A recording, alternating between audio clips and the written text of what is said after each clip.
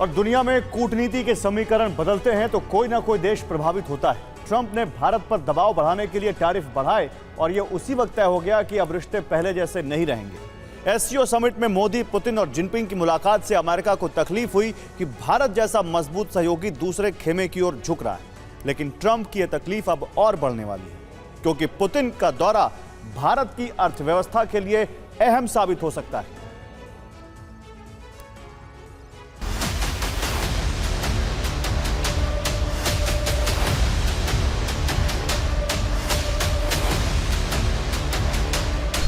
अमेरिकी राष्ट्रपति ने भारत पर 50% टैरिफ थोपे थे और उसके कुछ दिन बाद ही चीन के तियानजिन से आई ये तस्वीरें ग्लोबल चिंता का विषय बन गईं। उस वक्त इन तस्वीरों को एक्स पोस्ट में कैलिफोर्निया के गवर्नर गेविन न्यूसम ने पोस्ट करके ट्रंप पर चुटकी ली थी। उन्होंने 2 सितंबर को लिखा था कि डरिए मत, ट्रंप शिकागो में नेशनल गार्ड्स भेज रहे हैं। उन्होंने ऐसा इसलिए लिखा था क्योंकि ट्रंप अंतर्राष्ट्रीय स्तर पर नाकाम हो रहे थे। भारत जैसा मजबूत सहयोगी अमेरिका से दूर हो रहा था। भारत जैसा शक्तिशाली देश चीन और रूस के करीब जा रहा था। अमेरिका के कई नेताओं ने इस समीकरण पर चिंता जताई थी, लेकिन 4-5 दिसंबर को ट्रंप की चिंता और बढ़ने वाली है, क्योंकि पुतिन और मोदी की इस मुलाकात में भारतीय अर्थव्यवस्था के लिए कई लाभ के अवसर बनने वाले हैं। भारत ने एयर डिफेंस सिस्टम S-400 के लिए बड़ी खरीद प्रक्रिया शुरू कर दी है।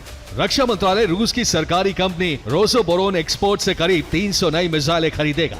भारत 5 नए S-400 एयर डिफेंस सिस्टम की खरीद कर सकता है।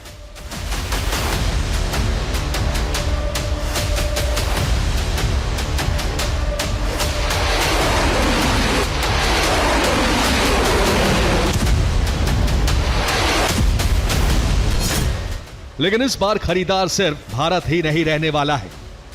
भारत और रूस के बीच व्यापार पर हाल ही में राष्ट्रपति व्लादिमीर पुतिन ने एक अहम बयान दिया। उन्होंने कहा था कि भारत और रूस के बीच व्यापार तेजी से बढ़ा है, लेकिन असंतुलन बना हुआ है।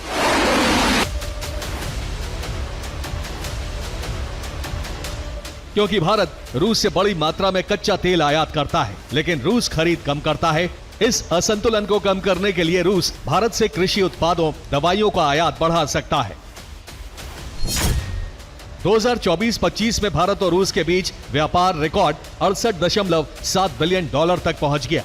इसमें भारत का निर्यात 4.88 बिलियन डॉलर रहा, जबकि रूस से आयात 63.84 बिलियन डॉलर रहा।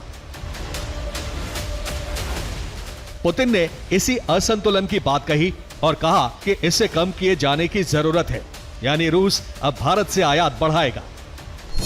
रूस भारत से कृषि उत्पाद, रासायनिक उत्पाद, फार्मास्यूटिकल्स, इलेक्ट्रिकल मशीनरी और सर्जिकल टूल्स का आयात बढ़ा सकता है, क्योंकि प्रतिबंधों के चलते यूरोप और अमेरिका रूस को जरूरी चीजें नहीं दे रहे हैं। यह भारत के लिए बड़ा मौका बन सकता है। इसके अलावा डी-डॉलराइजेशन यानी डॉलर में पेमेंट ना करने पर भी बातचीत हो सकती है। अमेरिका ने रूस को स्विफ्ट जैसे अंतर्राष्ट्रीय पेमेंट सिस्टम से बाहर कर दिया है और रूस डॉलर में पेमेंट नहीं लेना चाहता। ऐसे में ब्रिक्स देशों की नई करेंसी को लागू करने पर भी चर्चा हो सकती है। यानी ट्रंप के लिए पुतिन का यह दौरा मुश्किल भरा हो सकता है और भारत के लिए आगे बढ़ने का बड़ा अवसर।